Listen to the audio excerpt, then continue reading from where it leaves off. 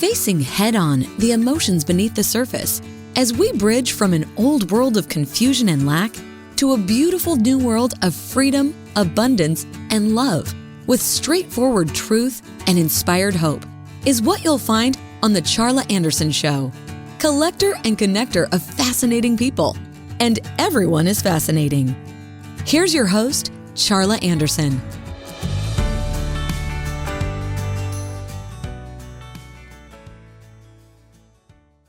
Well, good, beautiful day, beautiful, beautiful souls. This is Charla Anderson, host of the Charla Anderson Show, collector and connector of fascinating people. And everyone is fascinating, especially you. Thrilled and excited to introduce you to my guest today, Dr. Christine Silverstein, and she is going to blow your minds with all her knowledge and wisdom. But first, we're going to do our little beginning I'll call it a mini vacation, a little 22-second breathing exercise. We're going to breathe in calm for 7 seconds. We're going to hold for 4 seconds and breathe out gratitude. So let's get us all grounded and centered. So here we go. Let's breathe in some calm. Here we go. Hold. Release. Thank you. Thank you. Thank you. Thank you. Thank you. So here we are, and I'm really thrilled to have my guest today, Dr. Christine. Is it Silverstein or Silverstein? Silverstein. Steen. Silverstein, Okay, I think yes. I said that first. Okay, good. Yes, Just you double did. checking and making sure. I'm really excited to have you. We met on Senior Tubers in our Senior Tubers with Fran Acero, our wonderful fearless leader, on teaching us how to get better on YouTube. So that's kind of been a great Yes. fun gathering that we have there. So we invite anyone that wants to join us on that on Thursdays, right? We do a little meeting on that. Yes. Anyway, so I want you to just tell us a little bit about who you are in this world. And then we'll talk a lot probably about what you do, because I'm so intrigued by your journey. Thank you. Well, that's a philosophical question for sure. Who am I? I've been searching for that knowledge all my life, I think, even when I was a younger child, because I would ask questions to my dad and he would look at me and say, Christine, you're deep. You're deep, and he didn't know how to answer my questions. So I just thought that was, interesting, but I didn't know what he meant by that until I got older and I realized that I had a different perspective in life about who I am. And I'm still going into that to know who being is. And I've had some recent experiences that really helped me to understand and to remind me who I am. But I speak about my early childhood and how I was the youngest daughter, the fourth daughter in my family, and then we had a younger brother. And there was some question when I was born, well, what should her name be? And my mother told me this story, of course, after I was born. But what should her name be? And she picked the name Christine. And my grandmother, her mom, said, well, why would you pick such a name? Why don't you pick some other name? I never heard of that name. But at any rate, my mom insisted, no, it has to be this name. And she also told my grandmother, well, her middle name is May, and that was my grandmother's name. So then she thought it was a pretty good name because my middle name was May. And then I went to Catholic school at an early age, and I started to learn about God. And my mother insisted that I go to this Catholic school. All my siblings went to elementary Catholic school, but different in high school. Some went to public. I went to Catholic school. So my upbringing at a very young age, I was 5 years old when I started first grade, very young, the youngest in my class. And I remember sitting in the back of the church, the Catholic church, under the choir loft, and it was very dark and you couldn't see anything because I was tiny and the eighth graders were in the first row and I was in the last row. So I used to listen to these beautiful stories. I love the stories the priest would talk about that were in the Bible, but I just thought they were nice stories, and I'd listen to them. And one day he said, well, God is light. God is everywhere and he is light. So I figured, oh, well, I used to pray to the chandelier. That's the only thing I could see in the back row, right? And think, well, God must be in there because that's a light, you know? And so that was my initiation in the kind of who I am. And I look back and I remember the Catholic education early on and how that set the stage for me for spirituality as I grew older. But I didn't know it at the time. And I didn't realize that my mother had a purpose for my name until many years later. And people started to question. So, because I'm a nurse and I started nursing school at 16. So that was very enlightening as well. And so during my time when I was working as a new fledgling nurse in my first job, I would take care of people. We had an open ward. It was kind of like cubicles, but you could hear people, talk from one cubicle to the next. And one time, this very wise woman, she was an immigrant from Cuba, and her name was Dahlia. I remember that. I think of the flower. And she said to me, Christine, I know why your mother named you that. When I said you do, because I didn't know, right? I was like 19 years old at the time. And I said, you know why? And she said, yes, because of the way you're speaking to the patients, it's just like Jesus Christ, and that's what your name means. And I had no idea. I was just surprised. And I thought, oh, that's just something she's saying. And then later on, a doctor who was listening to me comfort somebody who was older woman. She had bladder cancer, and I was talking to her, helping her. She was in the stage of passing on. And the doctor came out in the hallway and said, I can't believe how you were talking to her, how you comforted her. You have a gift. I was so surprised with that. But I never really thought that this is just who I am, right? As a nurse, as a student nurse, as a nurse. And then it was years later, my mother was in the hospital. She had broken her femur and she had serious surgery like for 3 hours, and she was this petite little thing at that time. And so she had all this anesthesia, which wasn't really beneficial for her after the fact because she was really hallucinating and, had challenges reviving herself. So I went to visit her in the hospital and she was sitting up in the chair and they said, oh, she's not eating anything. Could you feed her? Of course, I know how to feed people because my first experience is as a student nurse. And so anyway, I'm feeding my mom. She has her eyes closed and she says, she wasn't saying anything. She was just out of it. I just said, Mom, open your mouth. And I'm putting the food in, swallowed the food. And all of a sudden, she opened her eyes and she looked at me and she said, now I know why I named you Christine. And she closed her eyes again, right? So that was very important for me. And I was just in shock. I said, oh, there was a real reason why my mother named me this. Well, my name means follower of Christ, which I always knew, right? So then later on, I go some years later, in 2023, I went to Egypt for my wedding anniversary with my husband. And that was an eye opener for me there. I didn't expect it. I was in the process of just completing my book. I was having some challenges with the publisher and the editor, and they were on the way right before I left for Egypt. This was in January 2023. The editor saying, you have to make the book smaller and you have to cut out this out and cut the stories out and cut the history out. And, you're never going to sell anything. It's too big like that. And it was so negative. And I remember going to Egypt on the plane for all those hours and just kind of crying on and off, thinking, so what should I do? How should I handle this? So I get to Egypt and it doesn't work out, the first night.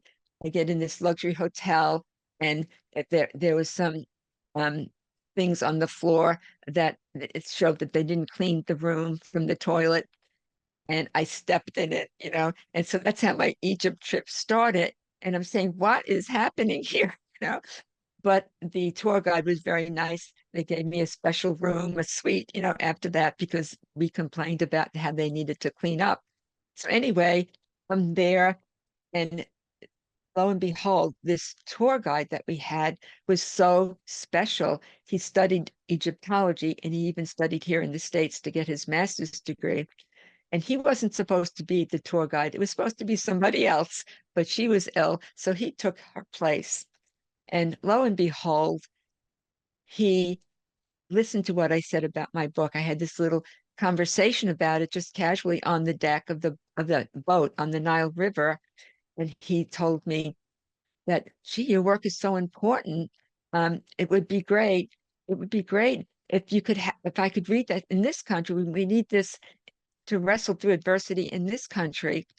And so he was very kind, and he showed me, brought me into the temples, with the group. But he would take me aside and say, Christine, here's the hospital over here for the physical. And he showed me all the hieroglyphics and translated them and told me what it meant. And then he said, well, look over here, Christine. This is where the people who had the mental health issues, they're over here, because they were taken care of too. Everybody was taken care of, no matter what your rank was in society. And here's a little place over here where they had literally lines in the granite that was on the ground.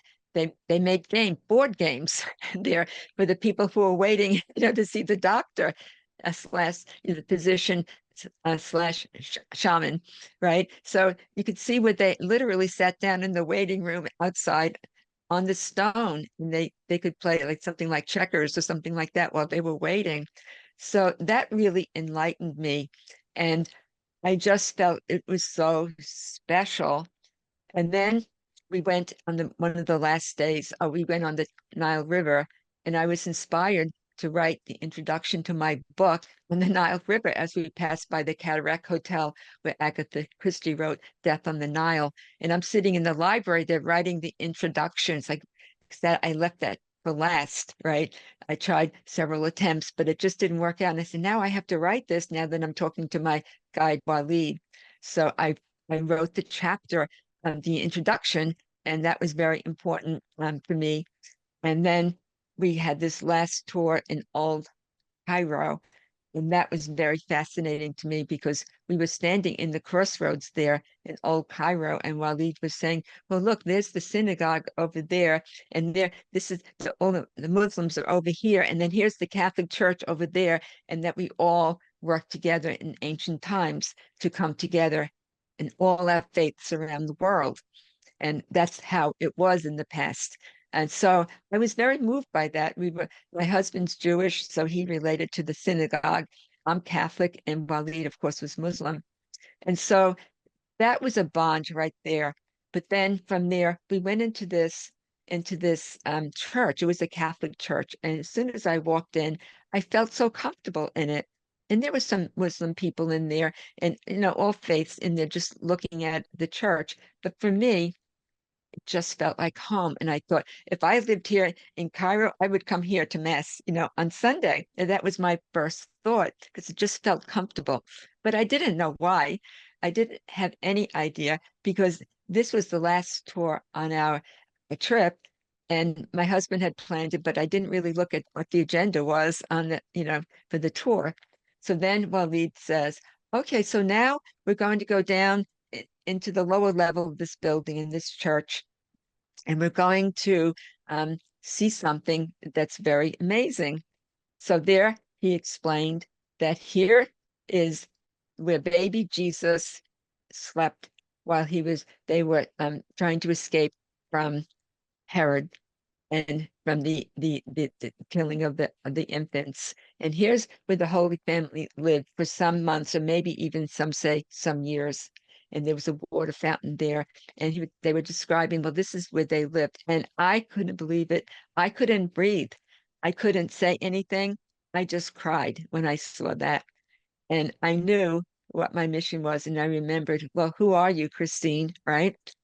I go back to the ship and there's a jeweler in the ship, in the shop where they sell little souvenirs, but also a jewelry counter. And I ended up buying this what's called the cartouche, and it's what's listed in all the temples, for the pharaohs and who they are as people. And I purchased one, a very special one. It had some symbols on the back about long life and things like that, but my name was in hieroglyphics on this, and it was just so beautiful. So he said that this is very special, and it was 18 karat gold. And so I said, "Oh my goodness, I'm so happy. Somehow I needed this," I thought. And so he gave me some. He said, "Oh, since you bought this, here you can buy something else free. You can buy like a dress for the ceremony we were having. As we left the Nile River, we had this little celebration and some fun with the group. So he gave me some dresses I could purchase. They were all embroidered and very beautiful. And so I came back with it, the one that I wanted, the one that fit me the best. And I said, I'd like this one, thank you. And he looked at me and said, "So how is it to have your cartouche?" And I just burst out into tears. I just cried. And while he said, I mean, his name was Mohammed, right? And he said, "So what's wrong, Christine? What's wrong?" And I said, my mother named me Christine, and all this. I just came out with this store merchant, and he was hugging me. "I'm so sorry." He was patting me on the back in the middle of the store. I didn't expect that, right? So at any rate, um, I left there, and I felt, this is what I have to do. So I am in the process of translating my book into Arabic, and that was Waleed's fondest wish, for his people. And so I'm in the process of that and translating my new website, drchristinesilverstein.com, translating that from English into Arabic as well. I'm in the process of doing these things, and it's quite enlightening for me um, to um, to go through that experience, because I don't speak a word of Arabic, and it's really Mhm. challenging to try to edit, So my book. your book is behind you. Is this the same book Yes, that you're talking about? yes, Wrestling wrestling through adversity. through Yes, adversity, and it's yes, primarily a mind shifting exercise. yes, It's a story of your life yes. in a way, and It's my also life. Yes, how yes, you overcame. But I love the idea. This came to me when you were talking about the literal. You saw the light, you saw a chandelier, you think God is in the light because he said God yes. is light. And I Mhm. remember many of those kinds of things that we don't have the capacity at that young age we're to. we're children, and Yeah. we see our world from a different way, and too often adults think we see like them. They don't remember, when they were younger, and that's true, especially for teenagers. They think that at one point they're children, and at another point they think they're adults, but they're not. They're teenagers, in between. And so So so you that's one of teach, the you do challenges. that. That's who you're teaching, right? Primarily the young people and Yes, younger mindset of winning, of visualizing, of absolutely. all of those hypnosis, all of those things. And one of your things that you have on your website, and I saw it a couple of places, is adversity is our greatest teacher when we learn Yes, resilience. And I believe yes. that I'm so grateful that you have taken that on, and at a very early age, understanding that there's something even more inside of us Mhm. than outside of us. Everything is inside of us, and Exactly. but you learned that. You said you learned it and taught yourself at age 10, right? Yes, yes, yes. I taught myself. I didn't know, of course, I was doing it, but part of my motivation is because my dad told me I couldn't because I was a girl. There were no sports for girls. And so I had to kind of prove it to him that there were. And when he came home from work and he saw my new skates I was talking about that I had won in a skating race at 10, and he was so surprised. He said, "What are these?" My mother thought that I had, taken them from a store, how did I get these skates, and they were shiny and they were in the box and I put them right on the kitchen table. And so they said, oh my goodness, you didn't tell us. And I didn't tell them that I was even signing up for the race, but I did strap those metal skates on my feet every day, rain or shine, and skated around town and then went to the site where the skating race would be. And it was a 60-yard dash, and that's what they called it.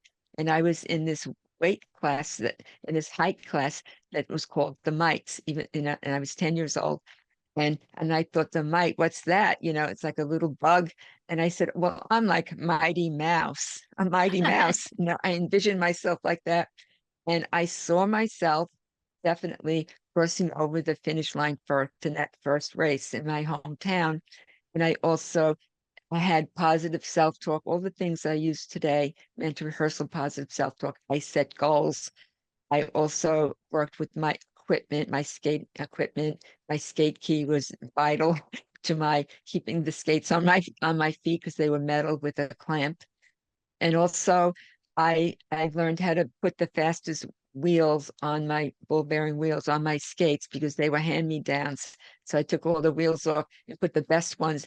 First, I rolled them across the floor so that I picked the fastest wheels, and then I put them on my skates and I adjusted them to the size. And I only had one pair of shoes I could wear with them. They were saddle shoes from the Catholic school, the uniform. And so I had permanent dents on the side of my shoes because of the clamp. Right. So So you're talking about those little old-fashioned little metal clamp metal on skates. skates, and Yes. that's what you Yes. won a race at 10 years old against only Yes. boys primarily? Now, this was against girls. Oh, so And they this was when I did said, yeah, open up to a against few girls. to But what opened me up to it was girls were allowed. They didn't restrict girls, they girls and boys. But I was skating against people who were female and also according to your height and your weight and your age, like that. So at any rate, I felt a sense of pride, of course, winning the hometown and winning these skates because they were the first pair of skates that weren't hand-me-downs, and they were all shiny and they had red inserts. There's a picture of them, of the globe skates I won in my book. So, Well, I uh, want you to mhm, talk a little bit more about your book. So yes, you're overcoming and having the mindset way before it was cool, right? I mean, that was yes, that there, yes, and we talked earlier and you were talking about you literally were doing hypnosis and things like that before right now it's mindset's a big deal, but back in those yes, days that we were in the medical yes, farm, those doctors knew everything and all that with the white exactly. coats. Well, it's 28 years ago I started my business. So, and I started it from scratch, as you would say, like a recipe. You know, you didn't have, the cake in the box in the supermarket. You make your own cake. And that was very unique at that time. And I needed to find a solution to help my children. I have 4 children, and they were all involved in sports. And my older children were teenagers at that time, and they were having all kinds of issues at school, social situations, in sports because they were involved in gymnastics and wrestling and track. And my youngest daughter was already playing the piano since the age of 5. She was about 9, but they were having challenges on the day of the event. I knew my son, he was gifted, he was very talented from the first time he walked on the wrestling mat, but he had challenges, on the big events. But that wasn't the only thing. The teenage challenges, growing up and the hormones are rushing through. And so I brought my son initially to a psychologist thinking, well, maybe he needs some help. And the psychologist, I'll never forget this because I brought him, the psychologist called me in after seeing my son and said, oh, there's nothing wrong with your son. You're the one who needs, needs, a therapist. And I was so shocked. Like, why is he saying this to me? What did my son tell him? But at any rate, I said, okay, that's not that's not the way to go, because I wanted to help my children to help themselves. And there's no person who's able to do that, no coach, no program that would really train them to have their own thinking about what they can do and how they can do it. So I decided it's around that time that a friend of mine introduced me to the concept of taking some courses, studying hypnotism. And I thought, that it's interesting. I had years earlier used self-hypnosis when I had challenges with fertility. I had 4 miscarriages. I was told at the time that you're never going to have a baby of your own. You'll never be able to hold the baby in your arm. I was called a habitual aborter, right? Because I had these miscarriages, and you'll never do it. So I went to doctor to doctor to doctor. And this one doctor I went to, he really changed my mind in a positive direction for me now looking back. But he was examining me and he was saying, oh, we have to have, all this testing done of your fallopian tubes and everything. And I had traveled from New Jersey all the way to the tip of Long Island to see this specialist, right? By myself. My husband was at work. So it took me like hours to get there. And I'm sitting on, and as a woman, you're kind of in a vulnerable position with your legs up in stirrups, right? And he's telling me you'll never have a baby, but you'll have to have these tests. And I said, but doctor, why would I have to have these tests to see if my fallopian tubes are open? If I had 4 miscarriages, I became pregnant. My challenge is to hold on, to the baby full term. So he gave me this prescription. It was called diethylstilbestrol. And I knew at the time, because I was a nurse and up with, the research, that caused cancer in babies later on in life, and also in the woman. So I just took the prescription and I put it in my purse and I drove home and I ripped it up and threw it in the garbage when I got home, right? And I said to myself, well, Christine, you have to make a decision. You have to make a decision. What do you want to do? And I knew there was nothing out there besides pills or something that somebody could give me. So what I did was I decided to have an expectant mind. I called it that. I expect to see myself pregnant and holding my baby. And if other people can do it, I can too. And then I also studied nutrition and had the best, supplements, etc. But the biggest thing was I started to meditate.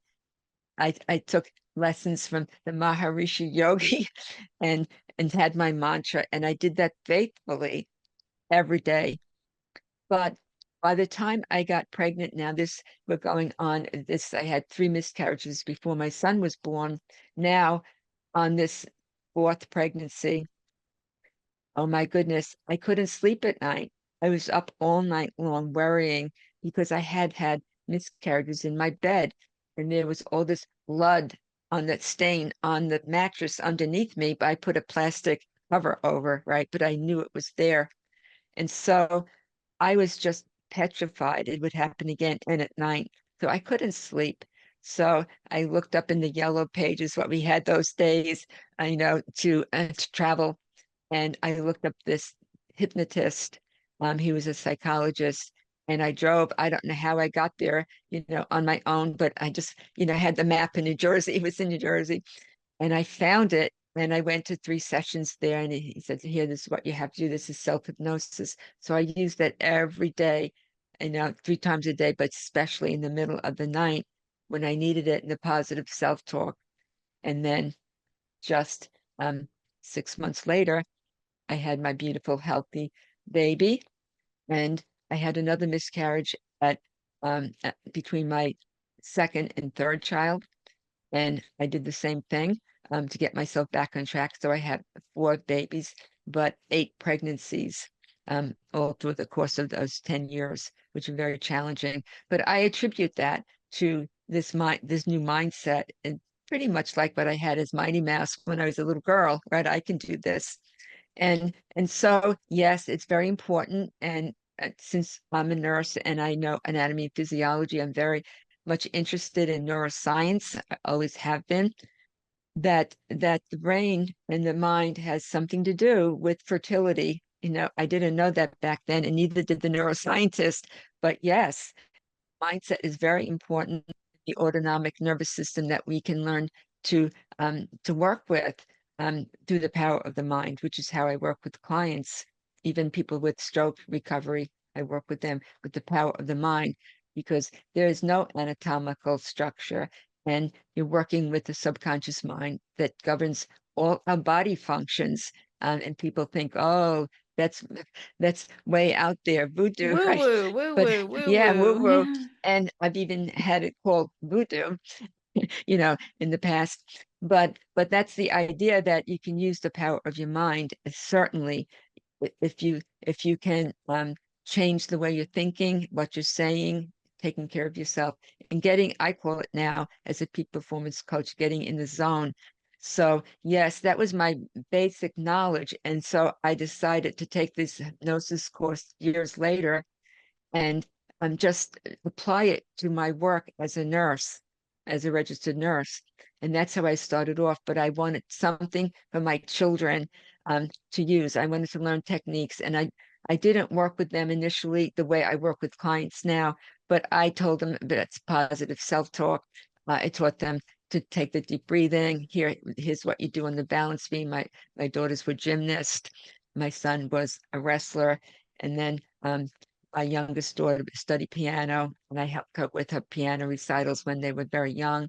And so as I look back, oh my goodness, I incorporated these principles into the way my children think. And then people started to ask me, so, so what are you doing? What are you doing that's different?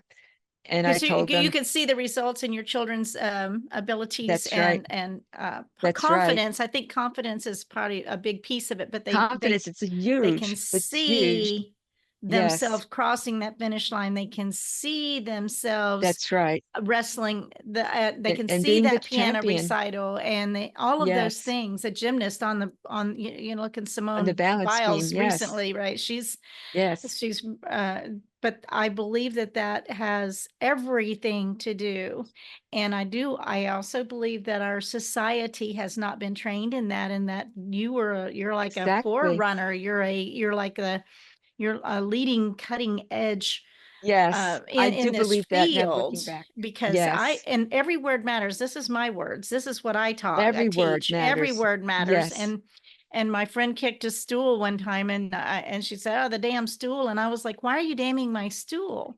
And I mean, Yes. even to that little simplistic uh Mhm. catching yourself, recognizing that Yes. The the positive worker that self-talk. was with me this morning doing some stuff on my house, he said, this is killing me. And I said, cancel, don't say things that you don't want or don't need. And Exactly. so the people Exactly. that I am working with or attracting are people like you that have this mindset of that mind over matter is basically it. There is no there's a brain, but there, and I think I read on your site or in some of your work that yeah, the mind doesn't have a physicalness. It No, it is doesn't have it. If you look at the anatomy, there's a brain in our skull. Well, the mind isn't just in the skull, it's throughout the physical body. And athletes know that for sure.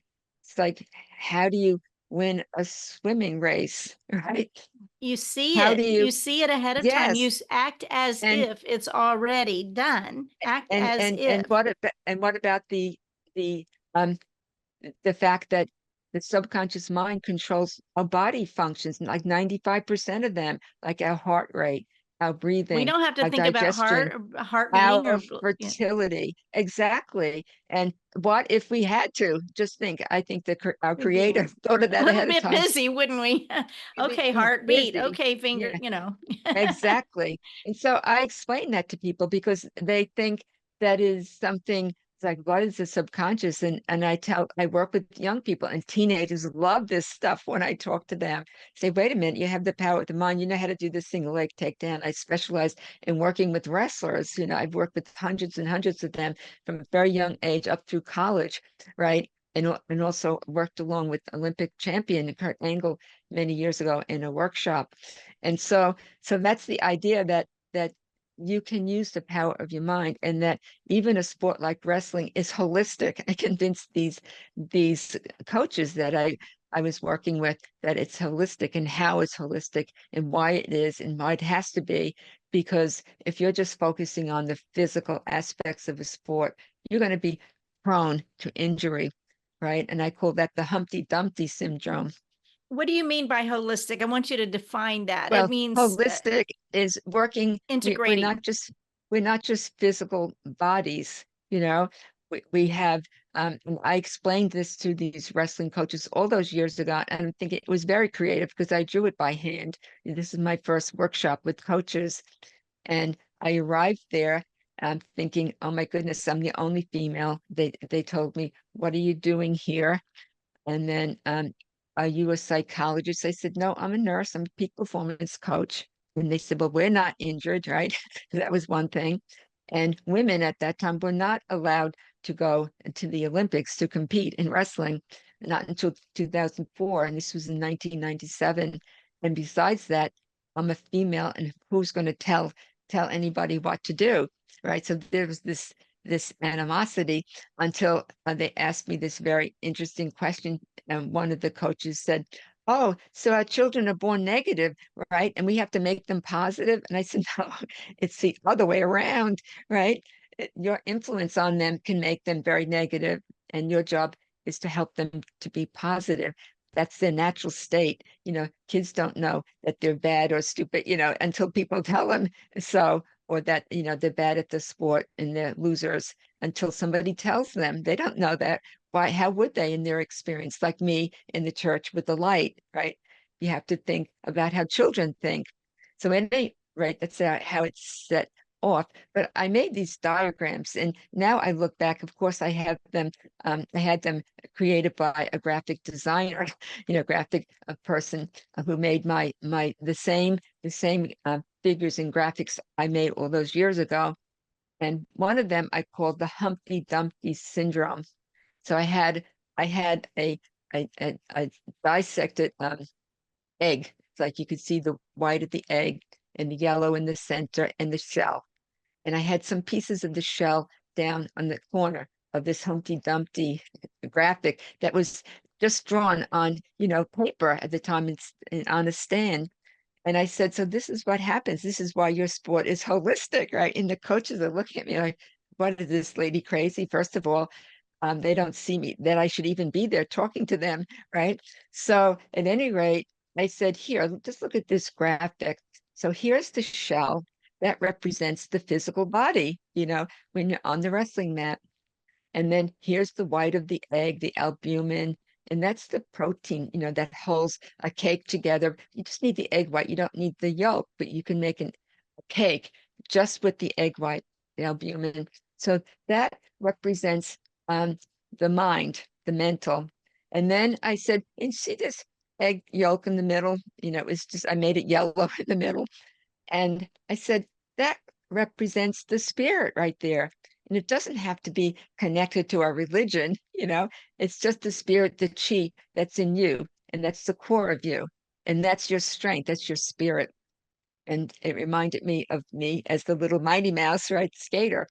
But at any rate, I got them to believe by the end of this workshop they came up to me and said, that's really interesting that wrestling is holistic. And I convinced them when they were so negative, to begin with. It's just amazing. I look back now with a smile on my face, the Humpty Dumpty syndrome. So I told them, well, what if you're just thinking that you have that spirit and you're praying to God that you're going to win the match, right? But you don't have the mental and you don't have the physical skills. Well, what's going to happen? Or if you just have the mental and you say, I'm going to win this match, but your skills aren't up to par, well, you're not going to win. or the physical body. I know what to do on this takedown that the Olympic champion was demonstrating on the wrestling mat that day. And so I said, well, what about this physical body? How are you prone to injury? Oh my goodness, shoulder injuries for wrestlers, knee injuries, all kinds of injuries on the wrestling mat. And then I begin to think about it. Yeah, you need to be body, mind, spirit in that way. And it is holistic. And then some of the other graphics I drew, I drew on this pad, this big pad, was a highway to success, and also another one talking about um, the pendulum and how you move in the direction of your dominant thoughts. Now, what was interesting, I did at that wrestling workshop, there are some things that were very unique because they told me, "Oh, we don't use hypnosis. We don't believe in that, right?" So, so here I am with all these men. It's in a hotel room with a wrestling mat on the floor, and I'm thinking, well, how can I get across to them? I just told them, yes, I am a female, and yes, I have a different viewpoint. This is what I think. So, at any rate, I use a metaphor for Charlie Chan that I had seen on the TV that morning about an arrow, straight. You tell the truth. So anyway, I got them to listen initially, but they were still skeptical. They were in a horseshoe shape, and I was at the back of the room. And so I began to tell them, now it's time for the hands-on stuff. And I did a lemon test. I said, here, you close your eyes and you have your hands, you're holding the lemon and you're tasting the lemon. And I could see the faces of everybody's cringing, with the sourness, and they're biting it in their imagination because there was no lemon in there. Right? So they all went through this lemon test, which was very successful. And then I asked for a volunteer, and nobody wanted to volunteer. But this one person said, I'll try. And he was one who I could see was really into the lemon test, right? So that was a good thing. So I brought him up to where I was standing at the front of the classroom, and I had a chair there. And I asked him, his name was Greer, and he was this big guy. He would have been a heavyweight wrestler, and he was the coach, and like twice the width of me and twice the height of me. And so I said, well, we're going to do this little experiment, this kinesthetic experiment, kinesiology. So I had him sit in the chair that was beside me, and I asked him, do you have any injuries to your shoulder or any challenges with your shoulder? A lot of wrestlers do. And he said no. So I said, okay, so let's do this experiment. I had him put his arm out straight like this. And I said, okay, so you resist me when I push down on it. So I'm putting all my weight down on this big guy's arm, and it still remains out straight. And then I said to him, okay, so let's do the experiment now. I'm gonna ask you to say something, and I want you to put your arm out again, which he did. And I said, okay, so you repeat this after me 10 times.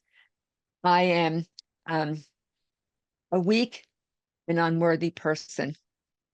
And so he said it 10 times. I said, so again, I'm a weak and unworthy person. I have this recorded, so I know exactly what I did because my husband did it on the home video, recording back then. So at any rate, so he's saying this 10 times. And I said, okay, so now you resist. I'm going to push down on your arm.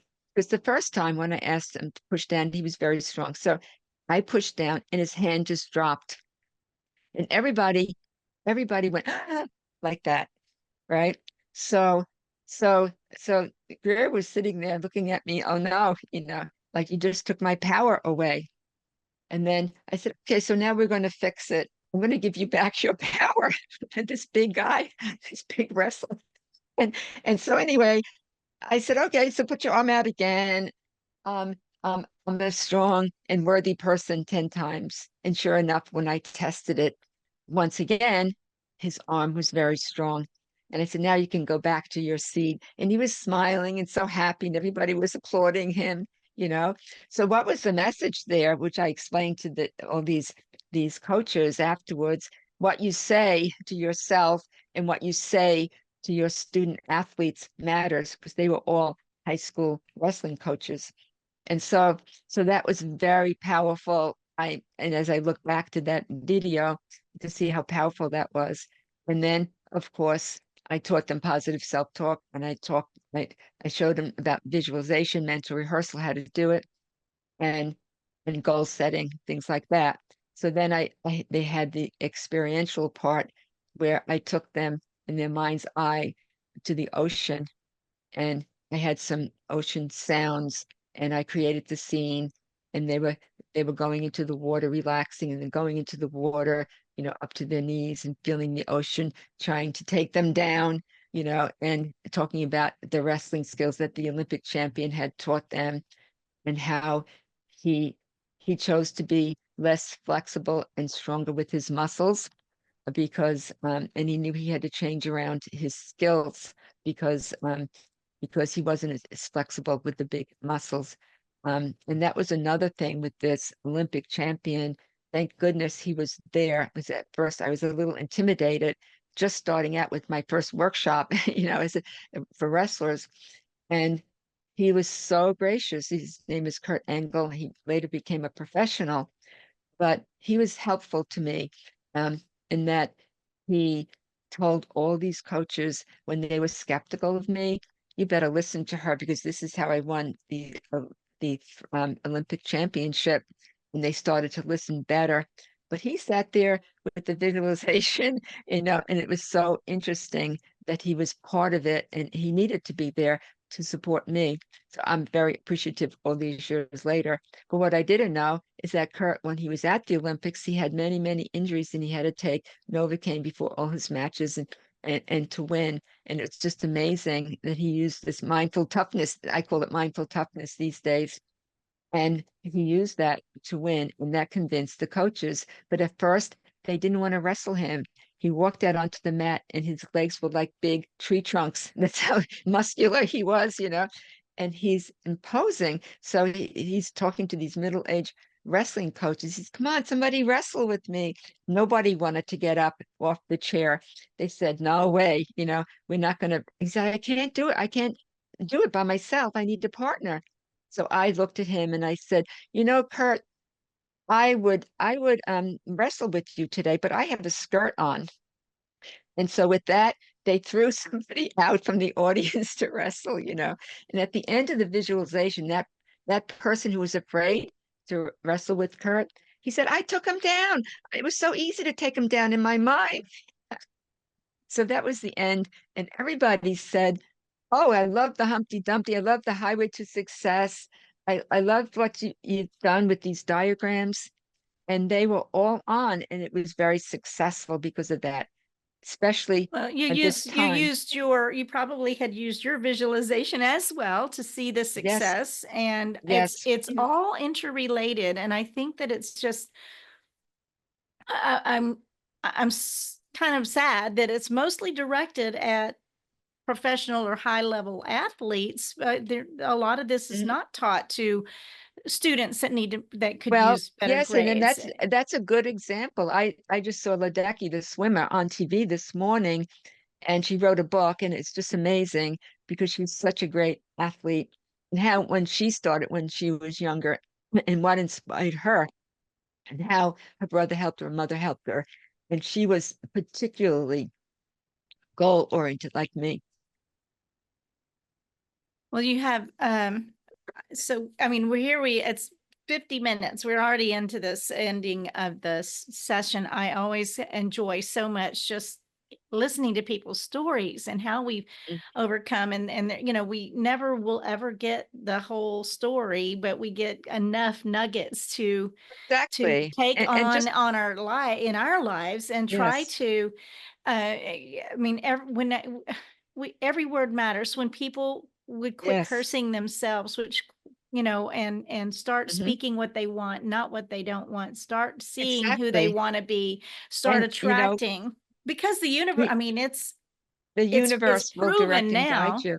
Right Yes. now, I mean, the scientists have proven it now that there are Yes. multiple ways. So you were in the cutting edge trying to eke your way through it to find some success, Yes. and did a great job, And I obviously. took that information, and I want to say, just to remark about what you said about the athletes, we can use them as our guides and see, oh my goodness, this is how they accomplish their goals.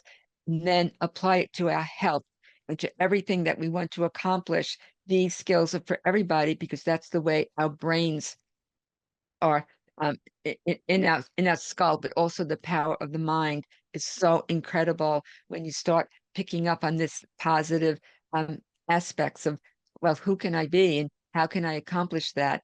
And it's for everybody. And I use these same techniques to help people recover from strokes, recover from chronic fatigue syndrome and other things I because have a friend that it's had a the major, same. major automobile accident. I mean, a Mhm, motorcycle accident, mhm, mhm, and really, it was totally. He's got more metal in him than he does skin and bones mhm. now, because he had it. He did it again. He had two major motorcycle accidents, but Oh my he goodness. removed every single. If somebody said that he couldn't do something, he removed them from his life. He would not, I mean, he could only be face down doing, but he would not, Yes. he lost everything, but he is walking, rides motorcycles. He is Good an for him. amazing Yes. human being. So we Yes. can, it, but we allow that negative, somebody in the negative, That's right. oh yeah, but We all have that say when we yes, go to the and I doctor. can do it. They're Yes, always you looking for can't what's do this. wrong. And it's like the doctor who handed me this prescription, you know, and he didn't know who I was as a person because I even corrected him and I said, but this is not used anymore because even though it was used for 30 years. And he said, I know, but it's the only thing I have for you. And that changed my life, right? Fortunately, Mm. I know people who are now called DES babies and they're older and they've had cancer of the uterus and cancer of the intestines as a result of being these DES babies. So Oh, there's I was so right. many, And I, so much of that has gone on in our world, and it breaks my heart, because we know, yes, that pharmaceutical business is doing, I think, more harm overall can do than good. harm. You have to use at your discretion, of course, and there are side effects to everything. You have to weigh, your gain. But at the same time, you have to be, and that's the point I make in my book, that there used to be lobotomies of the brain. Literally, I wrote about it in chapter 2, Cracks in the Institutional Wall. But now we take so many drugs, they're calling it chemical lobotomization. And that's why you need to take charge of yourself and learn what to do, like the ways I'm teaching mindful toughness techniques, because this you're on your own. We have very few government resources, funding, and what will you do when your child's in the emergency room and has a suicidal ideation and there are no programs for them? No, you need to work from childhood to help your children to be resilient by what you say, what you do as a parent, and then help them to grow. And because they follow us, that we know about mirror neurons in neuroscience now, everything children do is following their parents, the way they talk, the way they blink, the way they smile, everything is from the parents. And so we have to be very vigilant and know what to do with ourselves.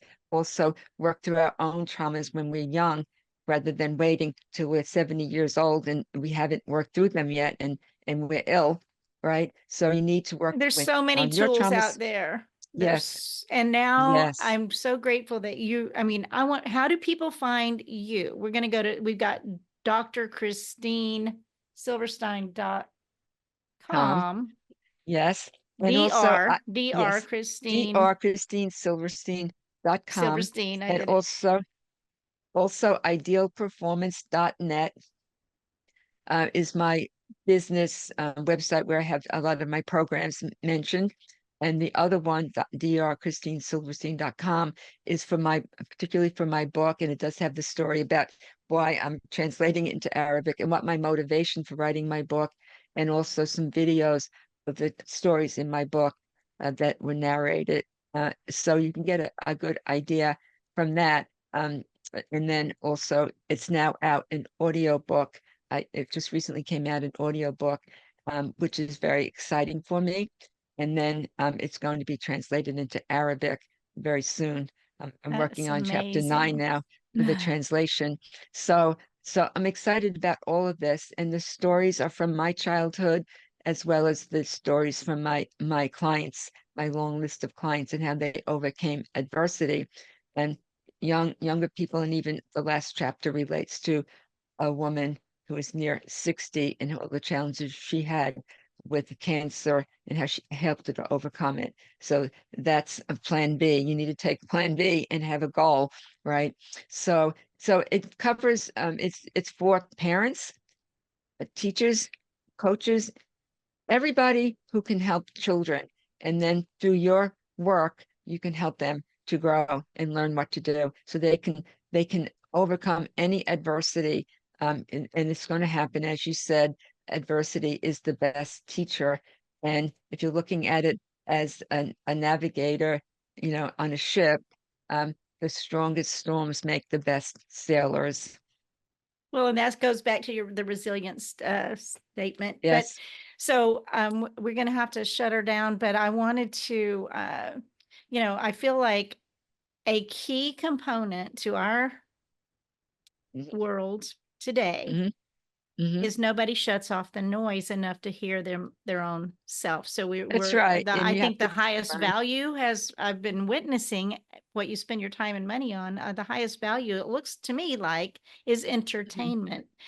For a lot of this culture we're in now, we want to be entertained. We want something quick. What are we going to eat? What are we going to watch? Yes. Mhm. And we don't take 15 minutes a day to listen Mhm. to our spirits. And I believe with everything in me that we're all connected. We're all connected. The Yes. energies Yes. are, and you found this out a long time ago. And Mhm. so what a gift you are, and what a gift you are to me, and learning through this with you, and how our children are just, they're sponges. And if we can get to them a Yes. If we little can bit help them, sooner, the sooner, the better. absolutely. The sooner the And better. I'm And so I do grateful. want to I do Oh, go want to ahead. say that I have a center. It's called the Summit Center for Ideal Performance, and people can contact me through email or call me if they have any questions. And I work online and also in office in Oakland, New Jersey. So yeah, New Jersey. So and there's 8 billion or whatever people in the world, and we're scratching the surface, but it's still, it's the starfish thing where you can't help every starfish, but you can, the one that gets That's right. thrown back in is the one, they're happy. That's So right. we wanted that. I think it's got to spread, and it's my mission, it's my goal to help. Every word matters, split Every second word matters. transformation, change your Absolutely. words, change your life. Yes. 31 daily practices. So we have the tools are out there.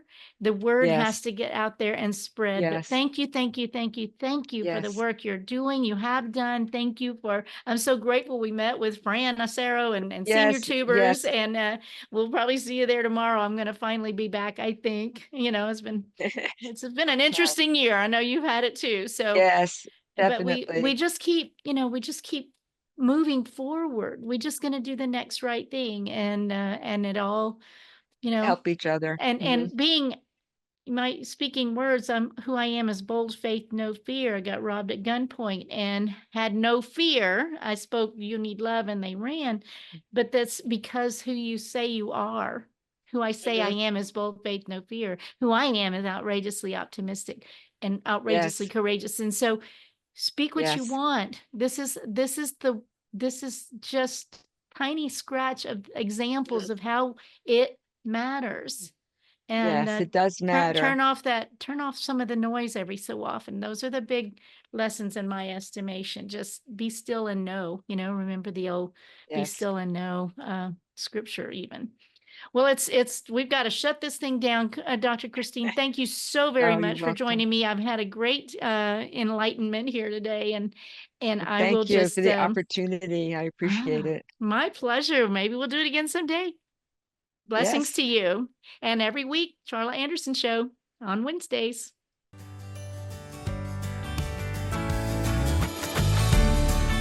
Parting is such sweet sorrow. The Charla Anderson Show. Encouraging you to stand strong and courageous with bold faith, no fear, immense hope, kindness, and love, especially towards yourself.